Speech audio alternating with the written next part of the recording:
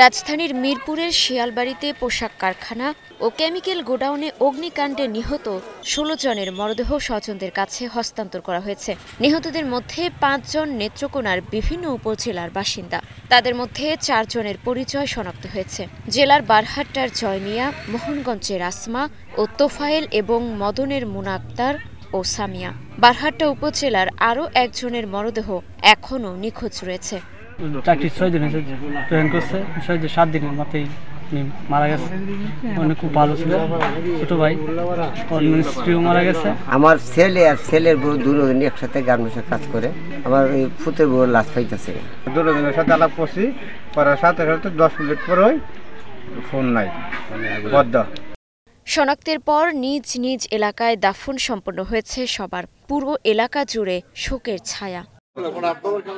একই সঙ্গে অগ্নিকাণ্ডে প্রাণ হারিয়েছেন বরগুনার 2 যুবক, সদর উপজেলার খালিদ হাসান সাব্বির এবং আমতলীর textile engineer Al Mamun. DNA পরীক্ষার মাধ্যমে শনাক্তের পর রোববার রাতে তাদের মরদেহ হস্তান্তর করা হয় পরিবারের কাছে। সোমবার সকালে দাফন করা হয় আল মামুন ও সাব্বিরকে।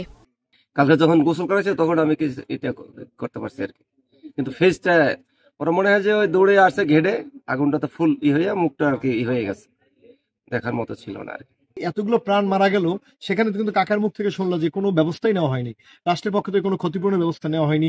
ইভেন ওই কারখানার মালিককেও খুঁজে পাওয়া যাচ্ছে না, কাউকে খুঁজে পাওয়া যাচ্ছে না। তো এটা আসলে আমাদেরকে ডেফিনেটলি হতাশ করে।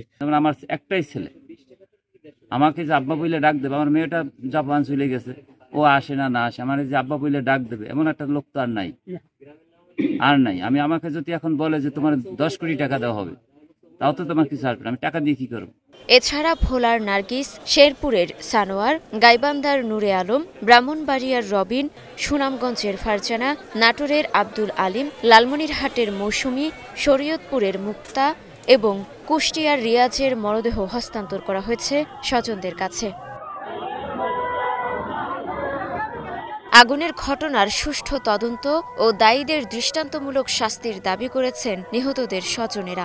এদিকে নিহতদের দাফনের জন্য দুর্যোগ ও ত্রাণ ব্যবস্থাপনা মন্ত্রণালয়ের পক্ষ থেকে প্রত্যেক পরিবারকে 25,000 টাকা করে অনুদান দেওয়া হয়েছে। মুক্তা আক্তার, স্টার নিউজ।